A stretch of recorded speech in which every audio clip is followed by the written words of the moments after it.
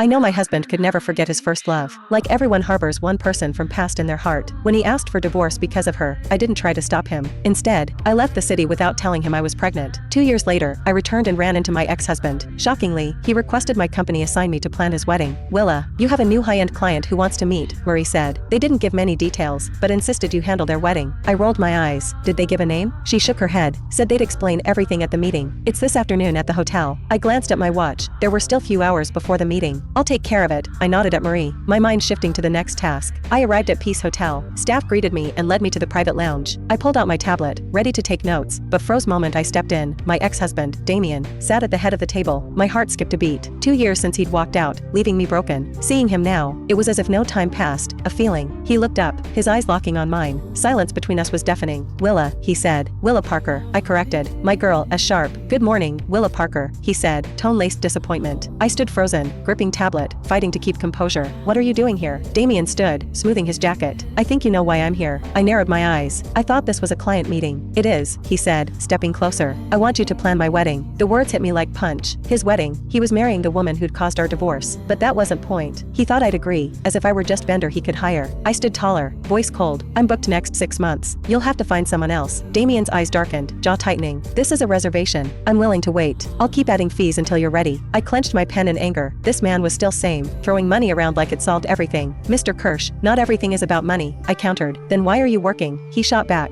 That was it. I gritted my teeth and forced a smile. What's your fiance's full name? Undecided, he answered. Excuse me? I asked, confused. This wedding is important to me. I trust you'll live up to the hype, Damien said. I scoffed and slammed my tablet shut. Important to him? He'd once said I was important to him. Until Vivian came back and he discarded me like trash. Memories that day flooded. His cold voice, empty eyes. I don't think that's my problem, Mr. Kirsch, I snapped. Either think this through, or make other arrangements. I turned to leave, but Damien's voice stopped me. Willa, wait. For some reason, I paused. I didn't turn around, but listened. I know I hurt you. I know I have no right to ask. Save it for your wedding day, Mr. Kirsch, I said. Old Willa is gone. I turned back to the table, dropped a card, and said, if you want to proceed, write down your full name and your partner's, then send it back to us. My heart pounded as I left. I had sinking feeling about what this meant, but the thought of seeing that name written down still hurt. We need to talk. Just give me a chance, he called after me. I walked out without looking back, but something in his voice, vulnerability, maybe, made me hesitate. He wasn't cocky, self-assured man I'd once known. Goodbye, Mr. Kirsch, I said, leaving the room. Damien picked up card, earlier arrogance gone. He pulled out a pen, wrote down 2 names, and slipped card into his pocket. That night, I sat at my desk in empty mansion, sipping coffee as I opened an email from my assistant. Subject read, response from Mr. Kirsch. My heart raced, hands trembling. I opened the email, and choked on coffee when I saw the bride's name. Groom, Damien Kirsch. Bride, Willa Parker.